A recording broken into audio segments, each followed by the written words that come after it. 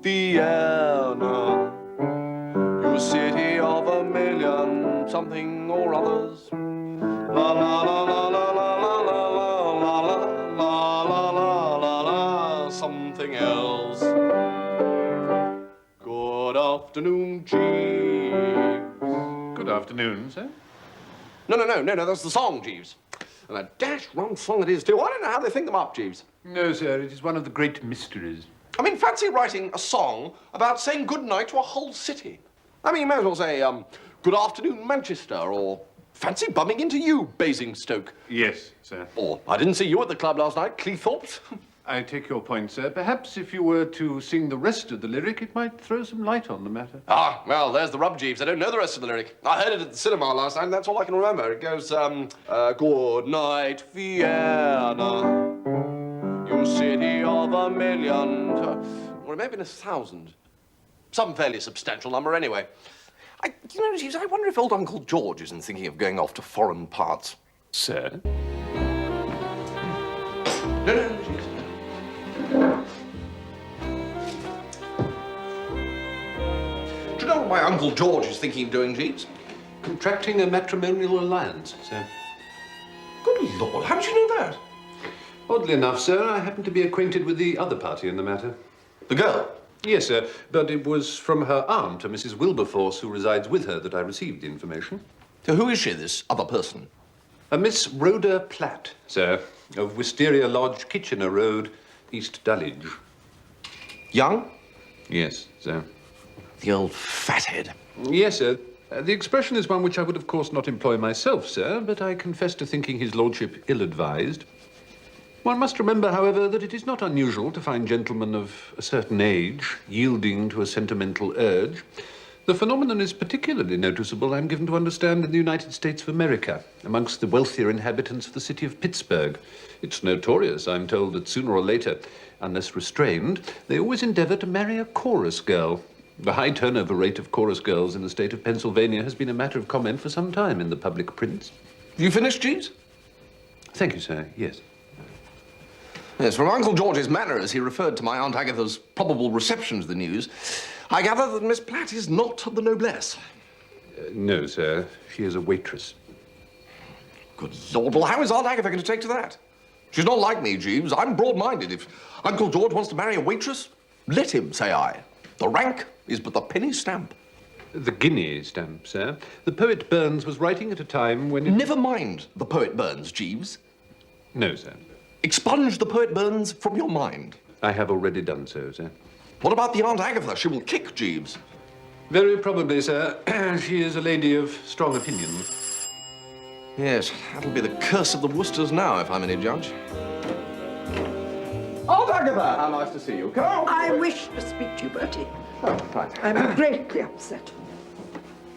I'm sorry to have to tell you that my brother has gone mad. Well? He called on me this morning and announced his intention of marrying some impossible girl from South Norwood. East Dulwich, Jeeves informed me. And pray, what does Jeeves know about it? He's met the girl. Has he indeed? And who is she? She's a waitress. Waitress. First a barmaid at the Criterion, and now a waitress.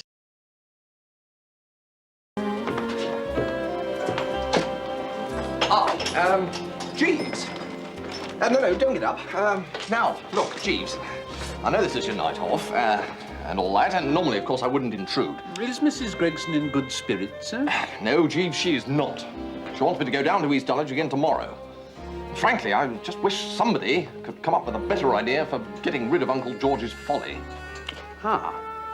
Have you come up with one of your corkers, Jeeves? Modesty forbids, sir, but it did occur to me to wonder whether, in your expedition to East Dulwich, you encountered the young person's aunt, Mrs. Wilberforce. Jeeves, I encountered nothing but Mrs. Wilberforce. It is Mrs. Wilberforce's intention to continue residing with her niece after the latter's marriage, sir. She's a kind-hearted woman, but definitely of the people. Should he meet her, this might give his lordship pause. You mean, if I were to invite Uncle George and Mrs. Wilberforce to lunch tomorrow? Precisely, sir. Jeeves, you've done it again. Thank you, sir.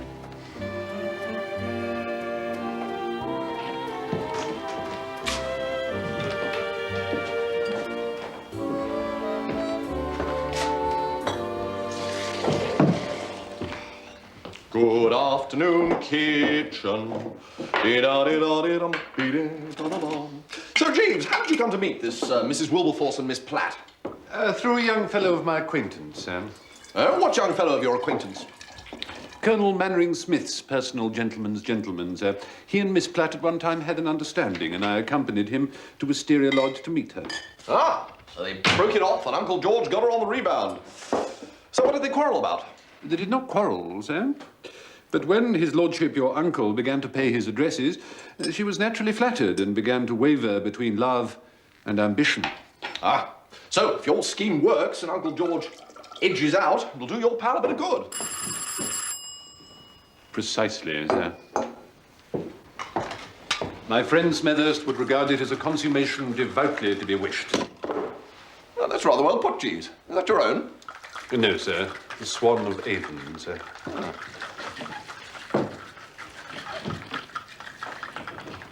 I know him, you know. He's been to tea round at our house. Yes, so he told me. See you later. Bye. Oh, nice place you got here. Though, I like more pink about myself. It's cheerful. At the Criterion. There you are, you see. It's that stuff. Makes your hands wobble. Give me a drop of port any old time.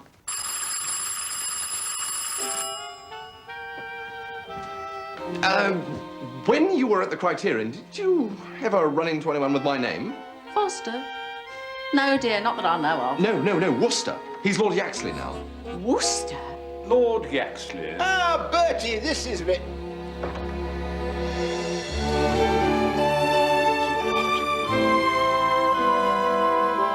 Lordy! Peggy! Oh! Well, I'm dashed.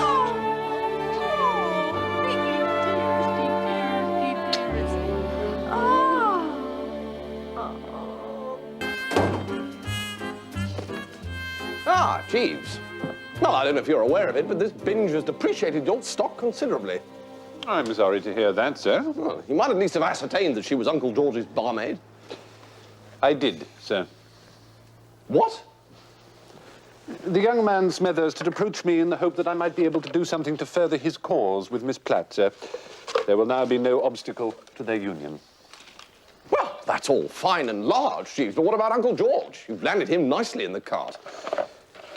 No, sir, if I might take the liberty of opposing your view. I fancy Mrs. Wilberforce will make an admirable mate for his lordship. Oh, no, Jeeves, think. You said yourself only yesterday that Maudie Wilberforce is definitely of the people. Sturdy lower middle class stock, sir. A much needed injection of fresh blood. Now, perhaps you would like to change before the journey, sir. I thought you could drive down after lunch while I take the baggage by train. What train? What journey? Why are we packing? Your uncle has taken Mrs. Wilberforce to meet Mrs. Gregson this afternoon, sir. He's taken her to meet Aunt Agatha. I think perhaps if we were to leave the metropolis for a while, it might be expedient, sir. And if you recall, Lord Wickhamsley invited us down to Twing some time ago for the village festivities. I think we ought to go before lunch, don't you, Jeeves? Just as you say, sir.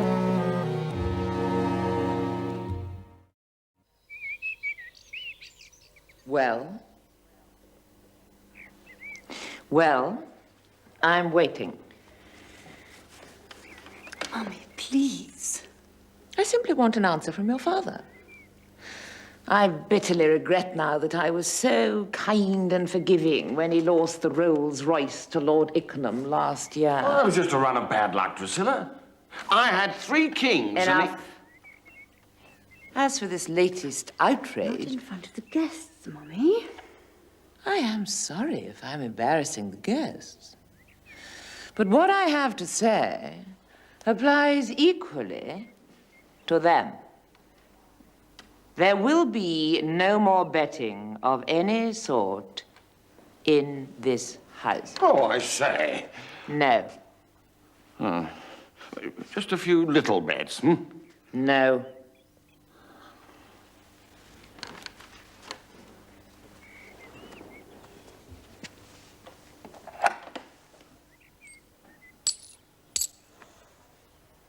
I have said all I intend to say on the matter.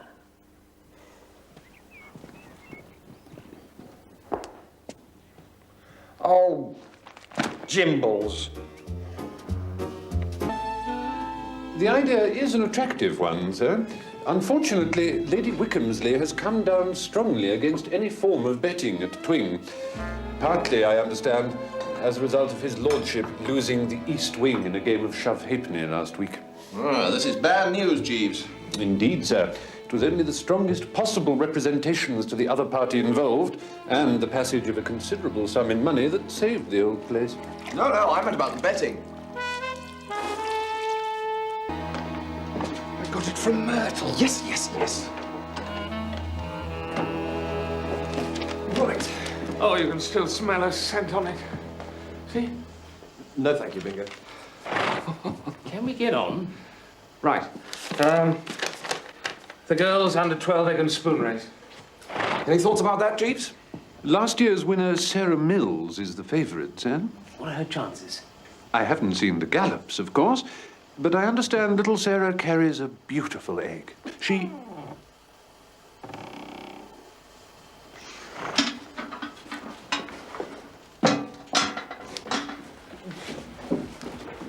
Bertie! He's not here. Jeeves? It's Lady Cynthia, sir. We thought you were your mother. Oh, no, she's too busy giving Daddy his evening lecture.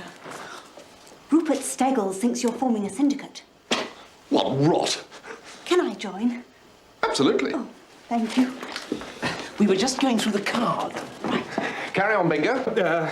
Mother's sack race. Ah, now, you know something about that. A gift from Mrs. Penwether, the tobacconist's wife. I was in a shop yesterday buying some cigarettes, and she told me that she'd won 3 times at fairs in Worcestershire. She only moved here a few weeks ago, so no one knows about her yet. Risk a tenner each way, Jeeves? I think so, sir. Father's hat trimming contest. A very speculative event, sir. Married couple's 3-legged long jump. I cannot advocate any large-scale disbursement.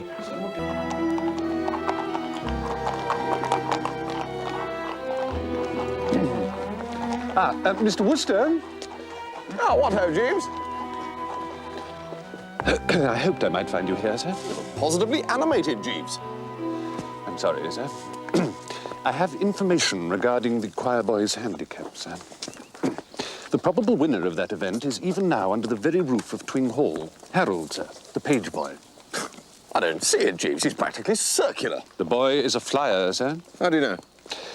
I happened to be pursuing him this morning with a view to fetching him a clip on the side of the head. Great Scott, Jeeves, you? The lad is of an outspoken disposition, sir, and had made an opprobrious remark respecting my appearance. What did he say about your appearance?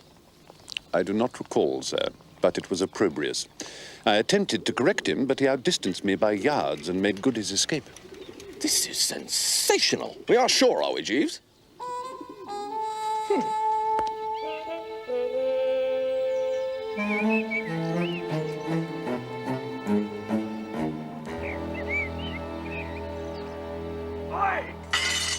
That sounds like the off now, sir.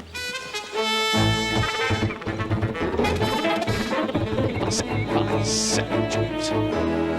Wooster, Mr. Little, Mr. Whitting. What in God's name are you doing there?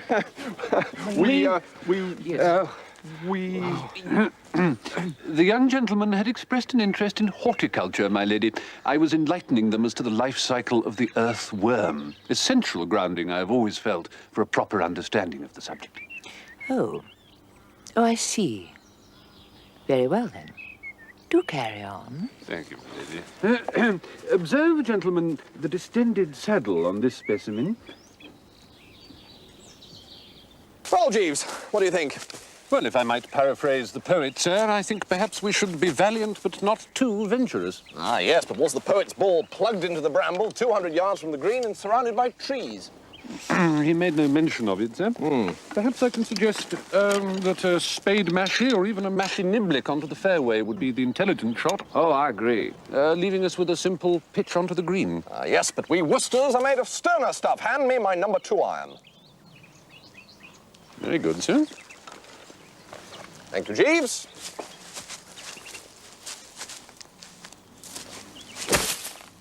Very good, sir.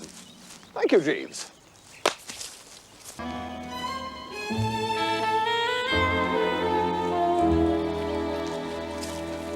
So, where did it come down, Jeeves? I'm not altogether certain that it did, sir. What do you mean, it's still in the air? It's a bit of a hefty hit, eh? Yes, sir. I fancy, however, that our next stroke may pose us some small difficulty. What a ridiculous place to leave a tree. Right. Yes, I think stroke and distance, don't you, eh, Jeeves? Just shin up there and get it for me, will you? I say, Jeeves, isn't that Harold the page boy over there? Yes, sir. I believe he comes here caddying on his days off. The few shillings he earns buys food to supplement his diet. Well, whoever owns that club he's ruining isn't going to be too pleased. A most ingenious young gentleman, Mr. Steggles, sir. Bally swindler, you mean? It would now seem that for this afternoon's sports we rely entirely upon Mrs. Penworthy and the Mother's sack race. No, not entirely, Jeeves. Indeed, sir. Now I've entered bingo in the 80 yards dash for mature gentlemen. Mr. Little, sir? I can't seem to buck him over this Myrtle business, and a win on the field of tourney does wonders in the way of impressing the ladies. If I may say so, sir, I think that when the organisers use the word mature, they are in fact using it as a euphemism for elderly. Quite. So he'll obviously start as favourite. Now, if we put, say, £50 on bingo to win, well, the syndicate can take Steggles to the cleaners. Yes, if I may also say so, I think that Mr. Little is bound to start at such very short odds. Oh, tush, Jeeves. Faint heart never won lots of money. £50 on Mr. Little to win. I fear, sir, that even so substantial an investment as £50 will yield little more than pennies. All right, then. Make it 100. I still believe, sir.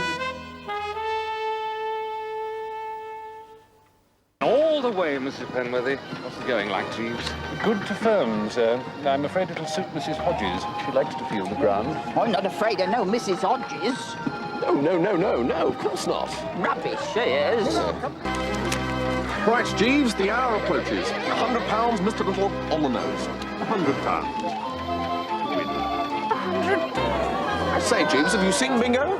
That's Mr. Little coming up to the start now, sir. Right, I shall be watching this one from the tape. Very good, sir.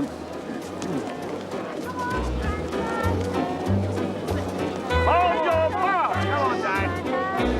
Get set. Go!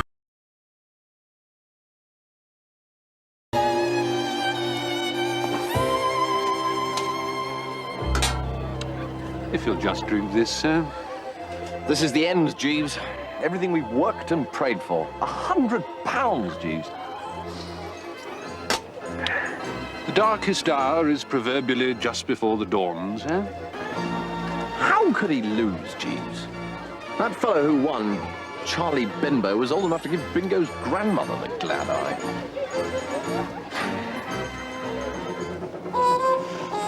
Mr. Steggles. Excuse me. Betting slips? No, I... You may catch the train direct to London, Mr. Steggles. Your things will be sent on. As for your ill-gotten gains, they will go towards the new church roof.